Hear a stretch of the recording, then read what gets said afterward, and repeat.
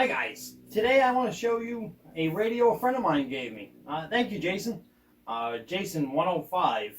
He has a YouTube channel called Radio Rescue. Check him out if you get a chance. But he gave me this old Realistic. It's a 40 channel AM radio.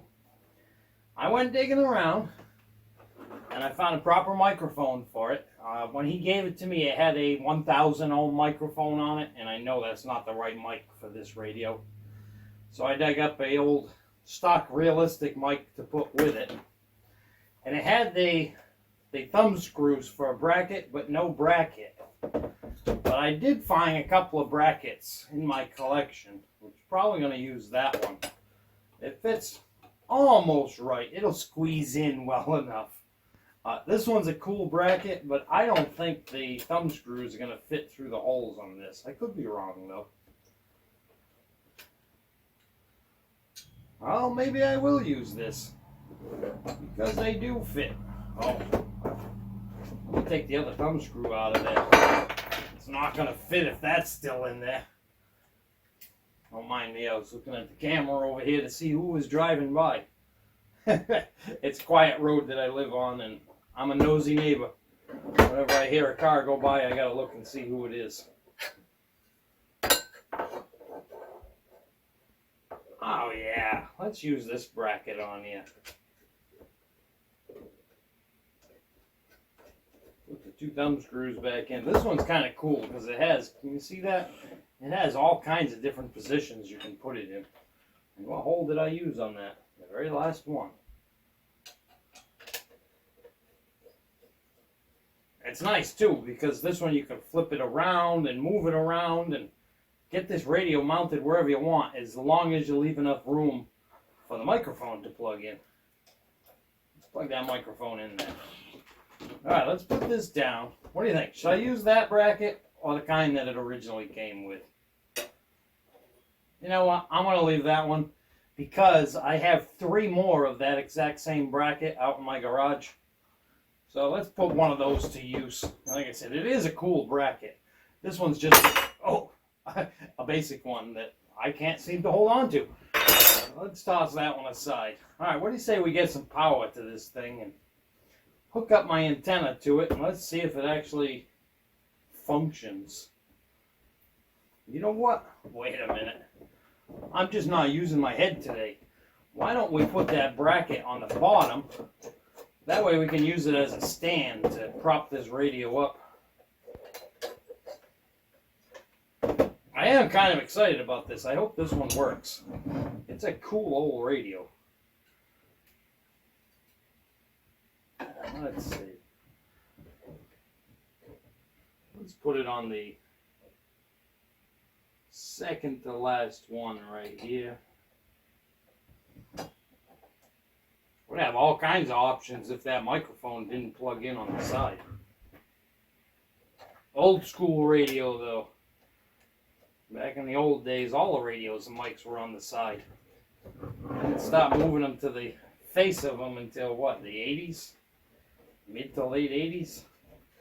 Maybe even in the 90s. Alright, look at that. We got our stand set up. Now it'll be elevated a little in the front. Alright, I am going to shut this one off and steal the power cord and antenna from it. You shut that off, because that's where the power's coming from, is up there.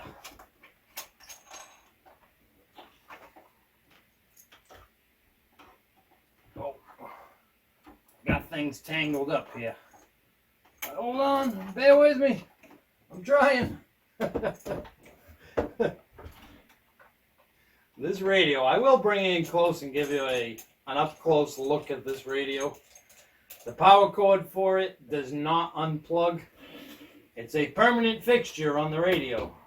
But luckily, the radio was taken care of, and look at that. We even still have the fuse holder. What do we have for a fuse in it? We have a 2 amp fuse, which I believe is correct for that.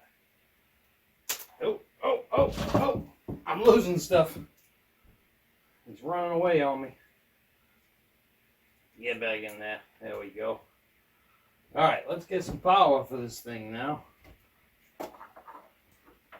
Well, we don't really need to pull that far over because this can go far over. So what I did was I just have the wires folded over and I'm just going to slip them into the connector, the standard radio connector. Alright, what's your guesses? Will it turn on? Oh, you know what? To turn on, power helps. We're up to power. Oh, look at that. It's on channel 19. See if we have any activity anywhere.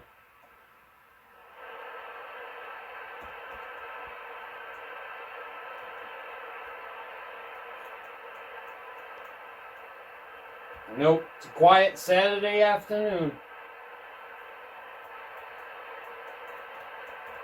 Nobody anywhere. Wow. The noise blanker works. You get a noise blanker? It's an ANL, an automatic noise limiter. With it off, with it on. Gets quite a bit quieter. We're on channel 20, right in the middle. Let's see. You coming up for a visit? We got a visitor.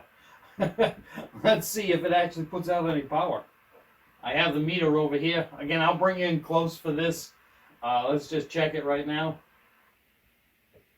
Well, according to that meter, it's putting out 3 watts. Oh, and the modulation light worked too. It was picking me up talking. Fantastic. We even got a modulation light. This is Puffy.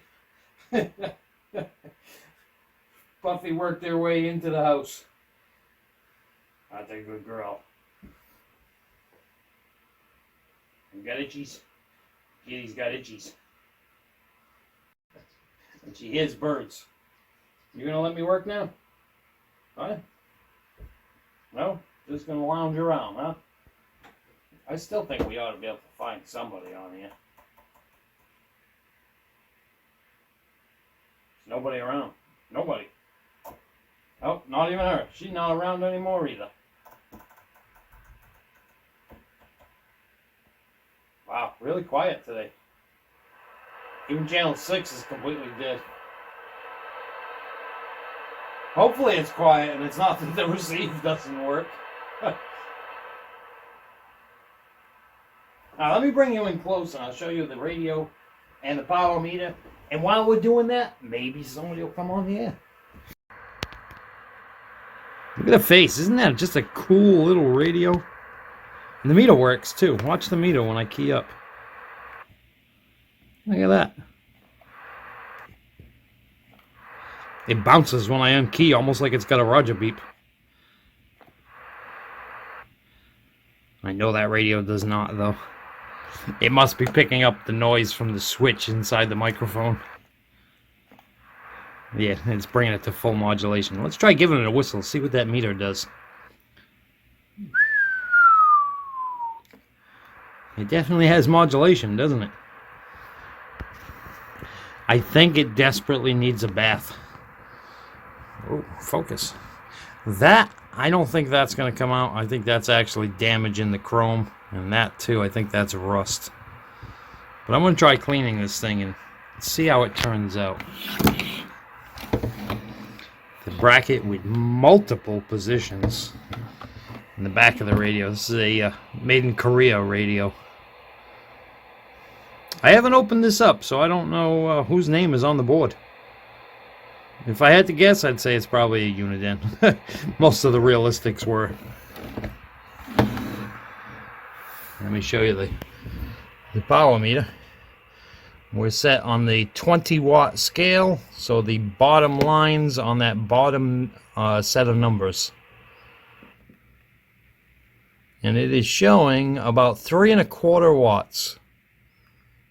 That's probably exactly what it did from the factory. That's sweet. If this is a an all-original radio, let me open it up. Let's see what it looks like inside. Well, I was just about to shut it off. I decided to flick through the channels again. We got some Spanish activity on channel 9. just a little bit.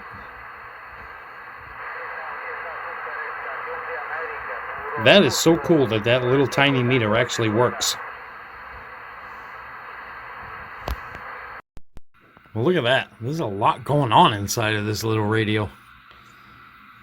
The board takes up the entire inside.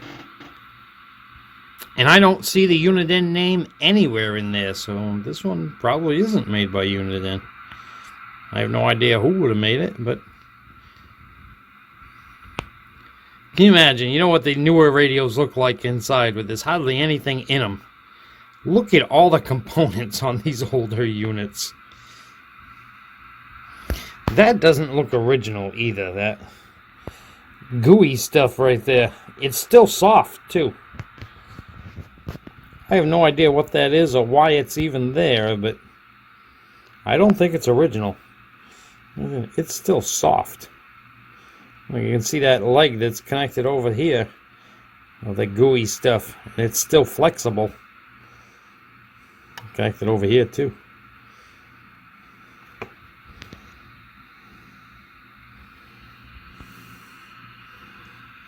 Alright, I'm going to button this thing back up because there's nothing that I need to do inside of there. Alright, so I have the radio in my garage set on channel 35, and let's test this thing out and see how it sounds out there. We're trying out this little realistic TRC 421 just to see what this thing sounds like on the air. I got a stock microphone on it and 3.5 watts of power, pushing it down to my Washington. Let's go see how this thing sounded, shall we?